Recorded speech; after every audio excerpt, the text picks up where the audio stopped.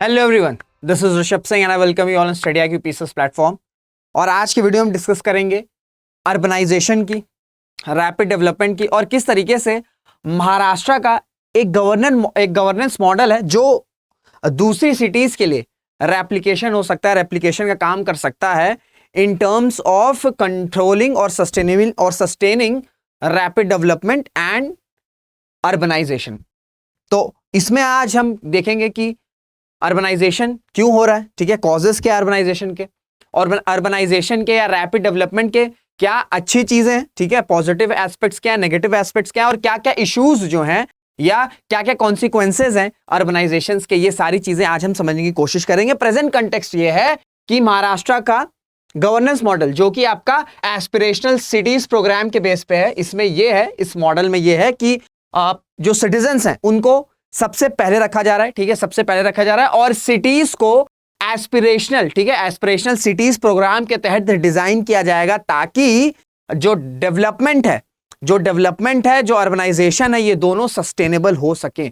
तो बड़ी thin line होती है सस्टेनेबल डेवलपमेंट और डेवलपमेंट के बीच में, तो इस वजह से ये डिसाइड करना काफी ज्यादा मुश्किल हो जाता है और इस वजह से काफी ज्यादा इश्यूज भी आते हैं जो कि आपको दिखते भी होंगे।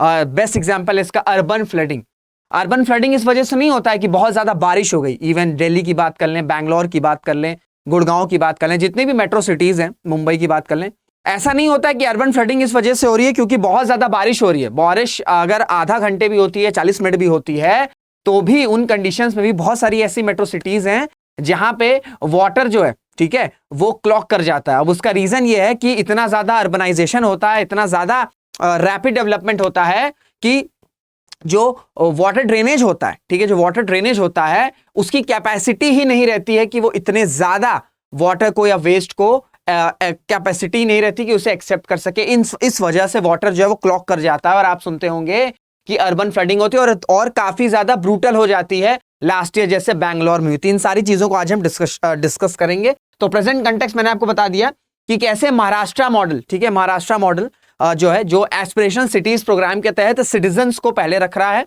और ये एक रेप्लिकेट कर सकता है दूसरे स्टेट्स के लिए भी, ठीक है, रेप्लिकेट कर सकता है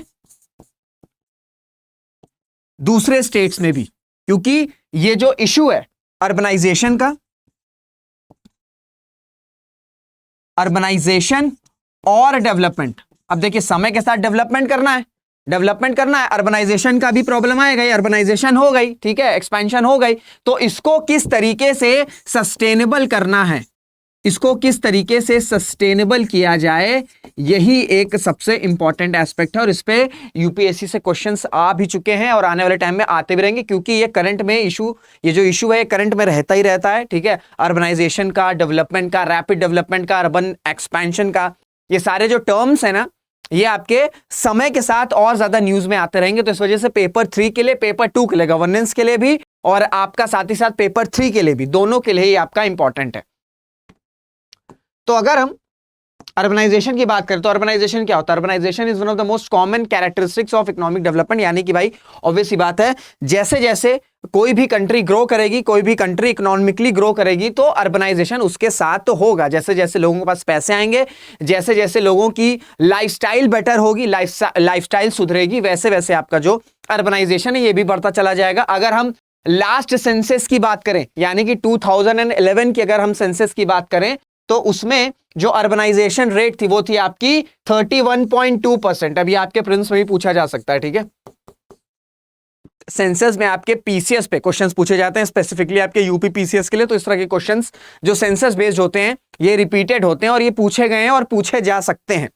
तो 2011 के सेंसस की बात करें तो अर्बनाइजेशन भारत में कितना था? भारत में था 31.2%। 2001 में कितना था? ये 2001 में 27.8%। और ये एस्टिमेट किया गया है, ठीक है, कई सारी रिपोर्ट्स में ये एस्टिमेट किया गया है कि 590 मिलियन पीपल जो हैं वो 2030 तक शहरों में रहना शुरू कर देंगे, ठीक है, शहरों में रहना शुरू कर देंगे। इसी वजह से इंडिया जो क्या एक्सपीरियंस कर रहा है? इंडिया एक्सपीरियंस कर रहा है rapid urbanisation, rapid urbanisation.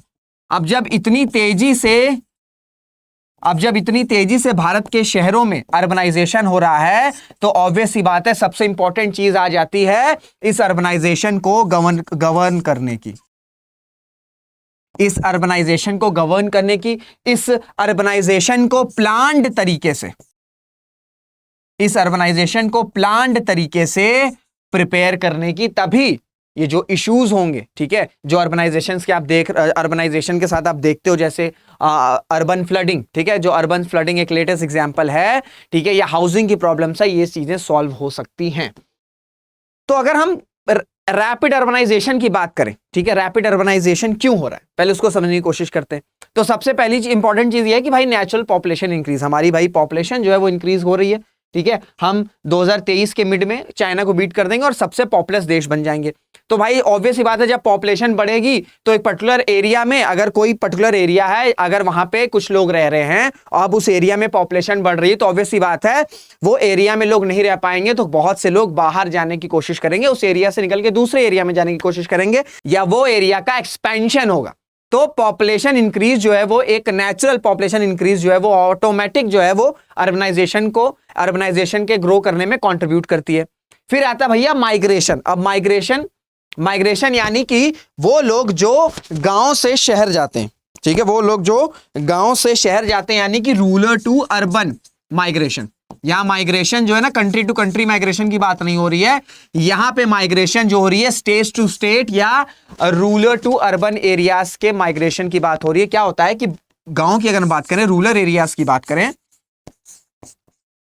Rural areas की अगर हम बात करें, रूरल एरियाज की अगर बात करें तो यहां पे इतनी अपॉर्चुनिटीज नहीं रहती है, ठीक है, यहां पे इतनी अपॉर्चुनिटीज नहीं मिल पाती है, ठीक है, इतनी अपॉर्चुनिटीज नहीं मिल पाती है, चाहे वो एजुकेशन हो, ठीक है, चाहे वो एजुकेशन के टर्म से हो, चाहे वो हेल्थ के टर्म से हो, चाहे वो जॉब के टर्म से हो, ठीक है, किसी भी चीज में आप किसी भी सेक्टर को देखोगे तो अपॉर्चुनिटी जो है वो रूरल एरियाज में कम है कंपेयर टू अर्बन एरियाज। इस वजह से इस अपॉर्चुनिटीज को, ठीक है, इस अपॉर्चुनिटीज को ग्रैब करने के लिए बहुत ज्यादा माइग्रेशन होता है, ठीक है, बहुत ज्यादा माइग्रेशन होता है। भाई ऑब्वियसली बात है अगर गांव में रूरल एरियाज में अगर एम्प्लॉयमेंट का या जॉब का कोई ऐसा अपॉर्चुनिटी नहीं है तो ऑब्वियसली बात है पैसे कमाने के लिए लोग गांव से शहर जाएंगे, और जब शहर में जाएंगे, जिस एरिया में जाएंगे वहां पे अर्बनाइजेशन होगा, क्योंकि वो एरिया तो डिसाइडेड है, ठीक है, वो जो उस शहर में जा रहे हैं उसका एरिया जो है फिक्स्ड है। अब जब ज्यादा लोग आ जाएंगे तो वो एक्सपेंशन होता है, तो ये भी एक कंट्रीब्यूट करता है, जो माइग्रेशन है ये भी एक कंट्रीब्यूट करता है रैपिड अर्बनाइजेशन में। और थर्ड कॉज जो है वो है आपका expansion of trade and industry है। ऑब्वियसली बात है जब किसी भी एरिया में किसी भी शहर में इंडस्ट्रीज सेटअप होगी, ठीक है, अगर इंडस्ट्रीज सेटअप होगी, इंडस्ट्रीज के साथ मार्केट सेटअप होगा, ठीक है, मार्केट सेटअप होगा तो अपॉर्चुनिटीज आएगी, जब अपॉर्चुनिटीज आएगी तो भाई लोग आएंगे, ठीक है, जब अपॉर्चुनिटीज आएगी तो भाई लोग आएंगे, और जब लोग आएंगे तो ऑब्वियस सी बात है ये एरिया में फिर रैपिड डेवलपमेंट या रैपिड आपका अर्बनाइजेशन होगा।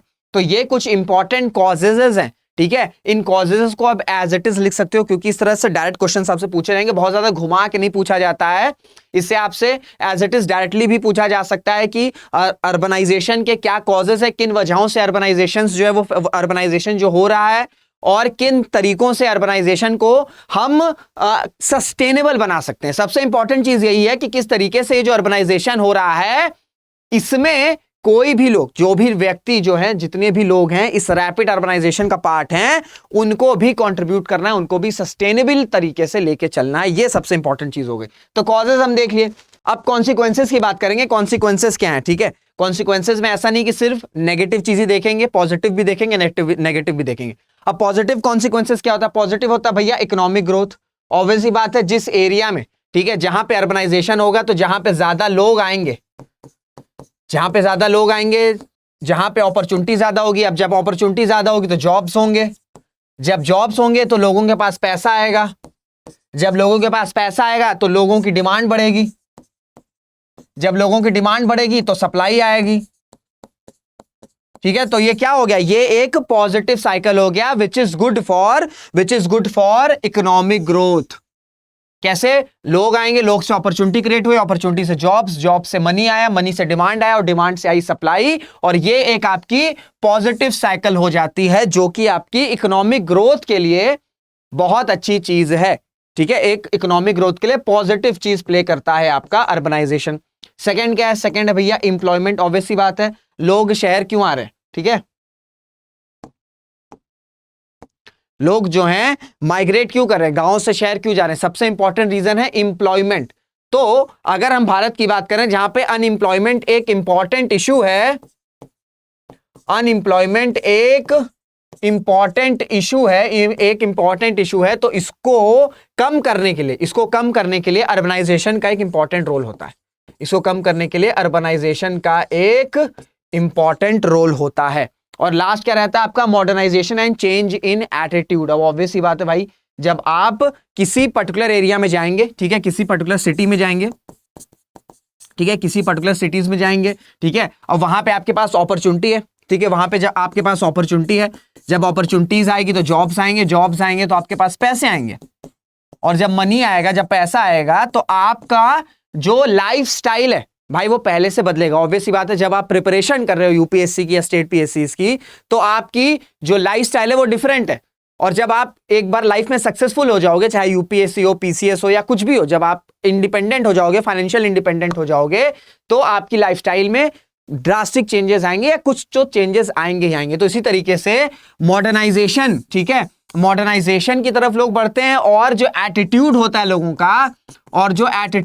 लोगों का, वो भी चेंज होता है सोसाइटी को लेकर, ठीक है, खुद की थिंकिंग को लेकर, ये सारी चीजें। ऐसा नहीं कि ये सिर्फ अर्बनाइजेशन सिर्फ इकोनॉमिक टर्म तक ही रिलेटेड है, इसके सोसाइटी पे भी काफी इफेक्ट पड़ते हैं। ऑब्वियस सी बात है,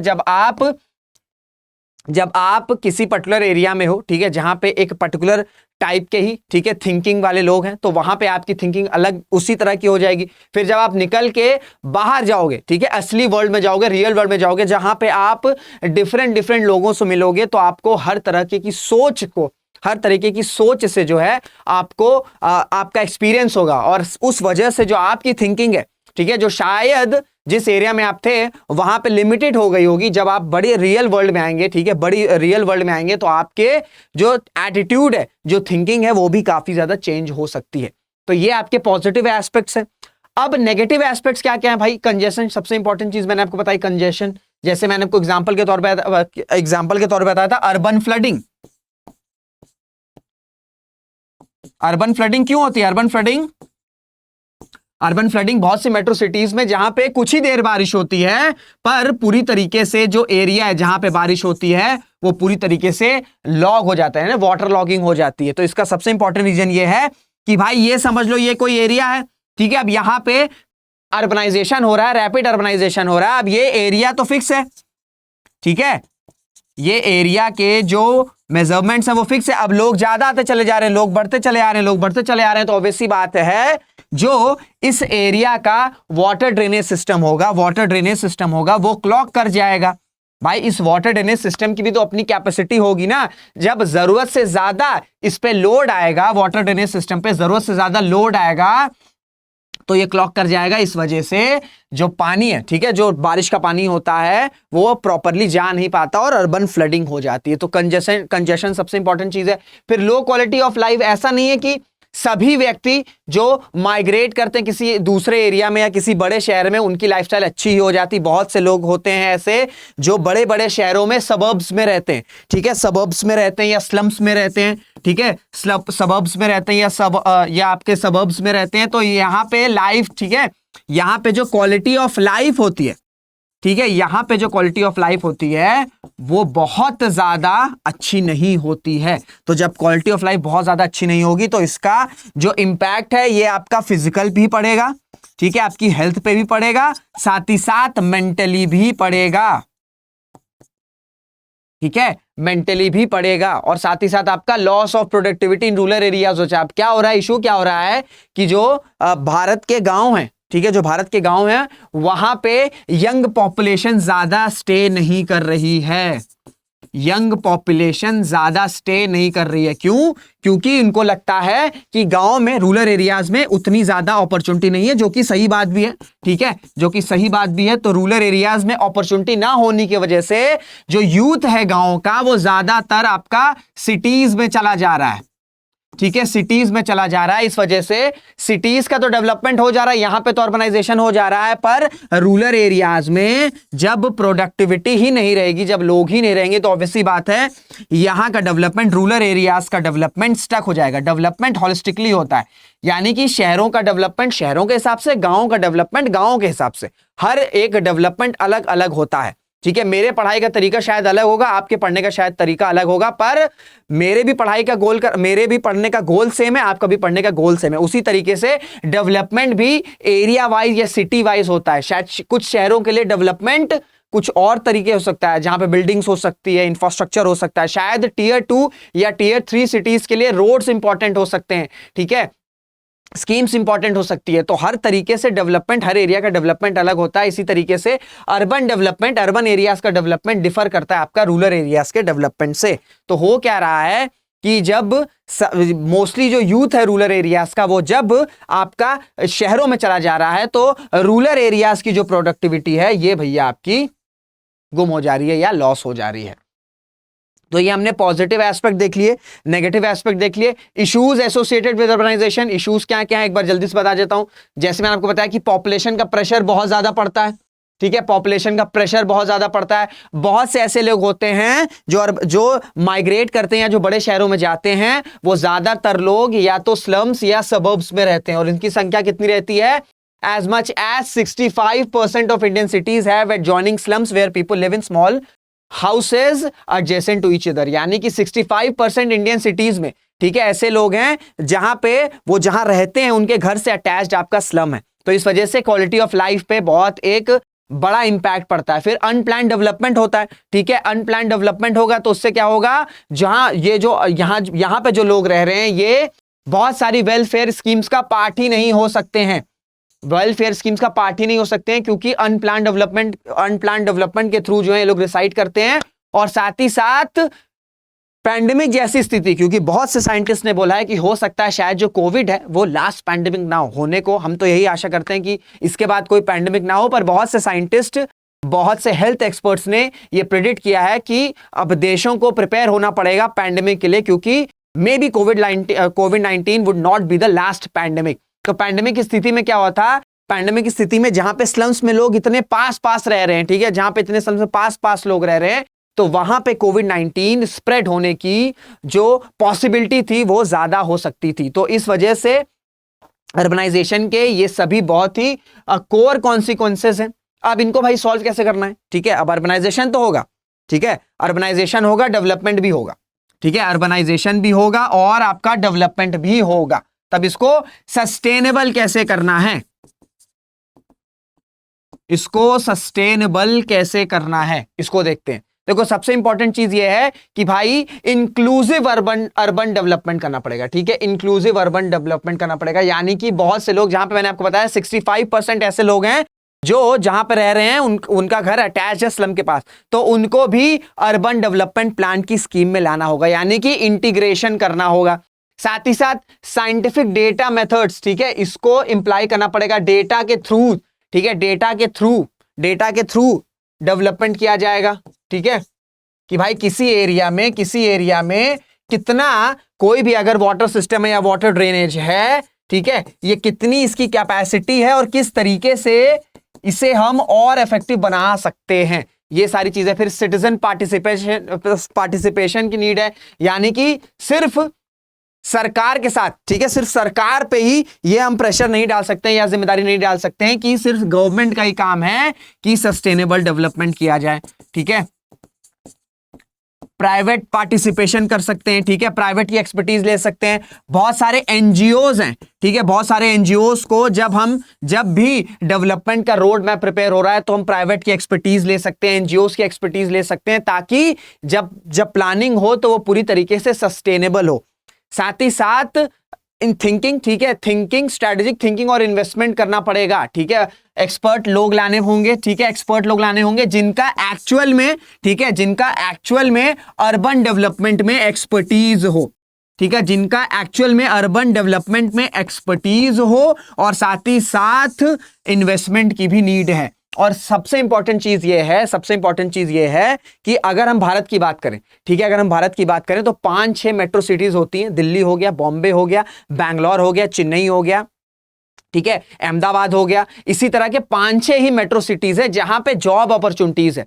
तो ये जो जॉब अपॉर्चुनिटीज है, ठीक है, इसको इन 6 मेट्रो सिटीज के अलावा भी डिसइंटीग्रेट करना पड़ेगा, यानी कि बाइफरकेट करना पड़ेगा। यानी कि टीयर 1 सिटीज में ही सारी अपॉर्चुनिटीज ना रहे, टीयर 1 सिटीज में ही सारी अपॉर्चुनिटीज ना रहे, टीयर 2 पे भी आए, टीयर 3 पे भी आए, ताकि सारा का सारा बर्डन जो है वो आपका पूरा मेट्रो सिटीज पे ही ना चला जाए।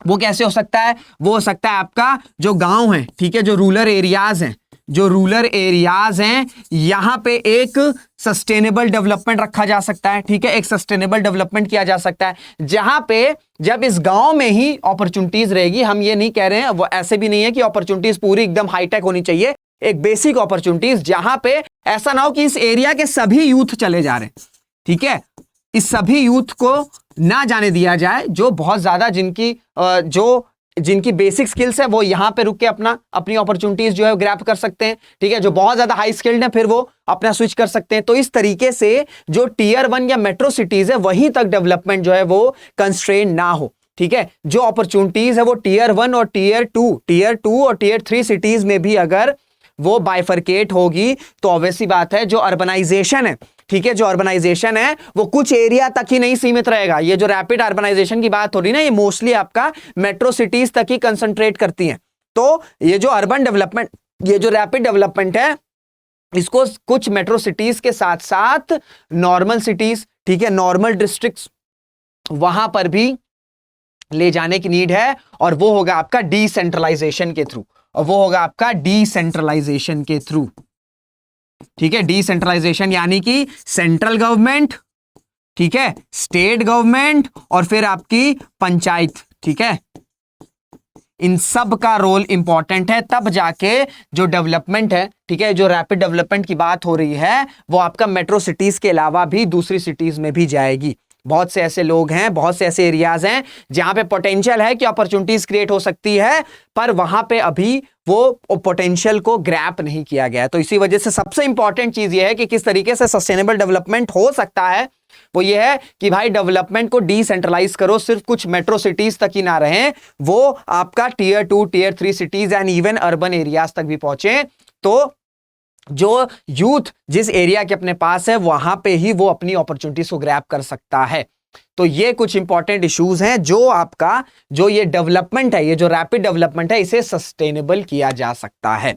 उम्मीद है आपको सारी चीजें समझ में आएगी। मैंने एकदम इजी लैंग्वेज में समझाने की कोशिश करी है, जो चीजें हो सकती हैं वो आपको बताया है। अगर तो भी डाउट है तो आप कमेंट्स में अपने डाउट जो है वो पिन डाउन कर सकते हैं। मुलाकात करेंगे आपसे अगले वीडियो में, तब तक अपना ध्यान रखिएगा, मेहनत करते रहिएगा, खुश रहेगा। जय हिंद, जय भारत।